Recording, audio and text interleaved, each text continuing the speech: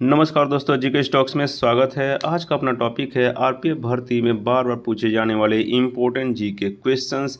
ये सारे questions previous exams में आ चुके हैं और आगे भी आने की संभावना है।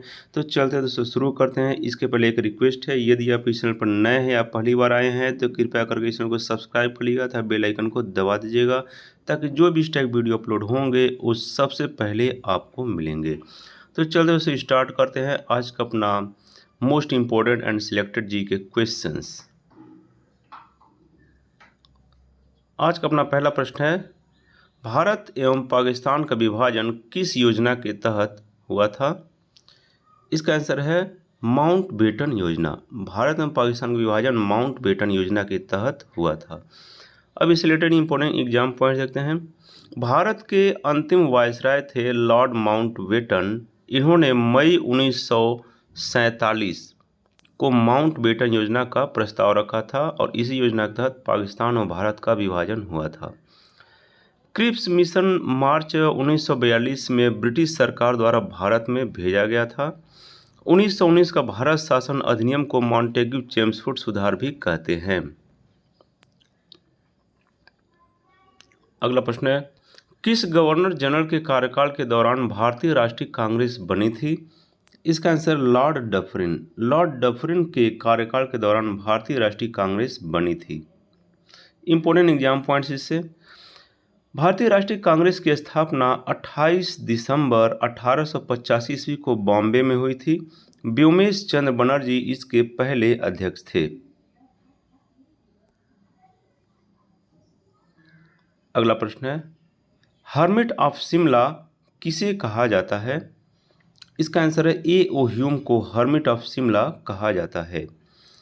इंपॉर्टेंट एग्जाम पॉइंट्स इससे, ए ओ ह्यूम को हर्मिट ऑफ शिमला कहा जाता है। ब्रिटिश कालीन भारत में सिविल सेवा के अधिकारी थे ए ओ ह्यूम और राजनीतिक सुधारक थे।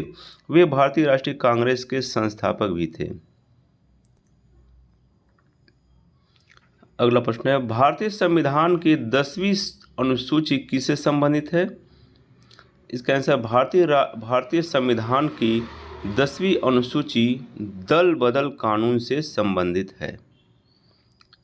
इंपॉर्टेंट एग्जाम पॉइंट्स इसके, 1985 में 92 संविधान संशोधन के माध्यम से दल बदल विरोधी कानून पारित किया गया था। अगला प्रश्न है, बरगद के पेड़ के तने से लटकने वाली मोटी जड़ें क्या कहलाती हैं?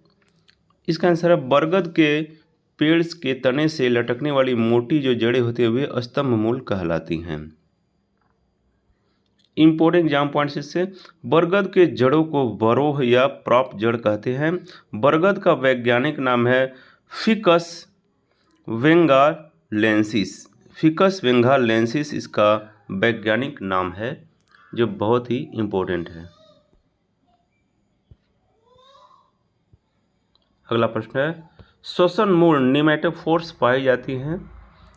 इसका आंसर है राइजोफोरा में श्वसन मूल या निमेटोफोर्स पाए जाते हैं। इंपॉर्टेंट पॉइंट्स इसके, श्वसन मूल निमेटोफोरस पौधों में पाया जाता है।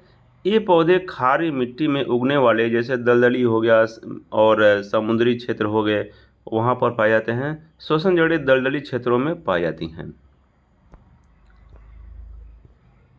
अगला प्रश्न है, आलू का खाने योग्य भाग कौन सा होता है? इसका आंसर है तना। आलू का तना खाने योग्य भाग होता है। इंपॉर्टेंट एग्जाम पॉइंट्स है, आलू का वैज्ञानिक नाम है सोलनम टबरोसम। सोलनम टबरोसम इसका वैज्ञानिक नाम है। अगला प्रश्न है, मुद्रा स्वयं मुद्रा का निर्माण करती है, यह किसने प्रस्तुत किया था? यह कथन किसका है? इसका आंसर क्रोमर का कथन यह है कि मुद्रा स्वयं मुद्रा का निर्माण करती है। इंपॉर्टेंट एग्जाम पॉइंट्स, ग्रेशम का नियम के अनुसार मुद्रा के प्रचलन से संबंधित है। मुद्रा का प्रचलन जो है ग्रेशम के नियम के अनुसार संबंधित है। अगला प्रश्न है, कोलार गोल्डन खदान किस राज्य में है? इसका आंसर कोलार गोल्डन खदान कर्नाटक राज्य में है। इंपॉर्टेंट एग्जाम पॉइंट्स इसके, कोलार स्वर्ण क्षेत्र कर्नाटक के कोलार जिले में स्थित है। खानों का 1956 में राष्ट्रीयकरण किया गया था। अगला प्रश्न है, विश्व की सर्वाधिक लवणीय झील कौन सी है? इसका आंसर है वान झील। वान झील विश्व की सर्वाधिक लवणीय या सर्वाधिक नमकीन झील है। यह झील तुर्की में है। इसके दुनिया का सबसे ज़्यादा लवणीय झील जो है तुर्की में है। तुर्की की वान झील इसे कहते हैं, जिसकी लवणता जो है, इसकी नमकीनता जो है वह है 333%।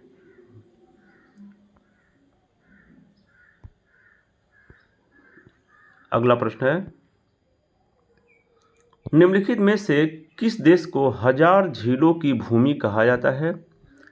इसका आंसर है फिनलैंड। फिनलैंड को हजार झीलों की भूमि कहा जाता है। इंपॉर्टेंट एग्जाम पॉइंट है इसके, फिनलैंड को हजार झीलों की भूमि कहा जाता है। फिनलैंड में लगभग 1,68,000 झीलें हैं और 1,79,000 द्वीप हैं। साइमा इनमें सबसे बड़ी झील है। ये जो 1,68,000 झीलें हैं, इनमें साइमा सबसे बड़ी झील है और यूरोप की चौथी सबसे बड़ी झील है। अगला प्रश्न है, मुगलकालीन शासकों में किस शासक का काल को चित्रकारी का स्वर्ण काल कहा जाता है? इसका आंसर है जहांगीर। जहांगीर के काल को चित्रकारी का स्वर्ण काल कहा जाता है, क्योंकि जहांगीर चित्रकला का प्रेमी था। इंपॉर्टेंट एग्जाम पॉइंट्स इसके, शाहजहां के काल को मुगलों का स्वर्ण काल कहा जाता है। मुगलों का जो स्वर्ण काल है उसको शाहजहां काल को कहते हैं और चित्रकारी का जो स्वर्ण काल है वह जहांगीर का है। शाहजहां ने ताजमहल और लाल किला आदि जैसे बड़े बड़े स्मारक बनवाए थे।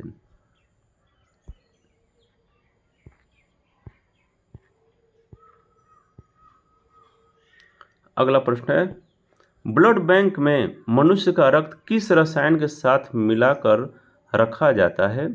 यह बहुत ही इंपॉर्टेंट क्वेश्चन है। इसका आंसर है सोडियम नाइट्रेट व डेक्सट्रेट के साथ मनुष्य का रक्त ब्लड बैंक में मिला के रखा जाता है। इंपॉर्टेंट एग्जाम पॉइंट्स है इसके, मानव शरीर का ब्लड बैंक है स्प्लीन। स्प्लीन या प्लीहा को मानव शरीर का ब्लड बैंक कहा जाता है। इसको प्लीहा को या स्प्लीन को आरबीसी का कब्रिस्तान भी कहा जाता है। प्लीहा रोग निरोधक तंत्र का ही भाग है।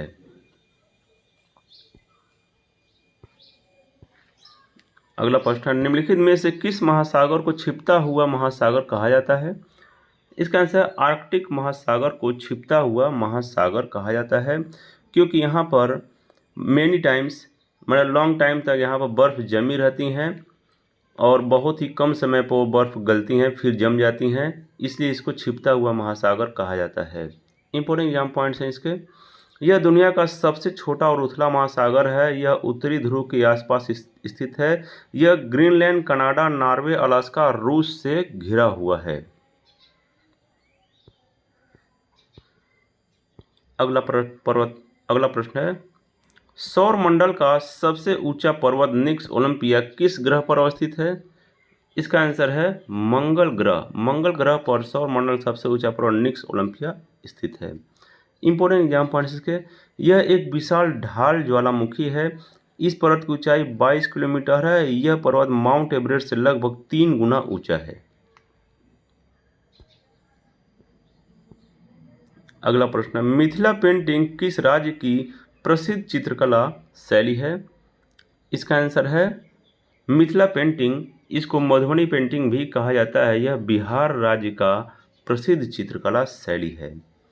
अब चित्रकला शैली से और भी स्टेट का देख लेते हैं।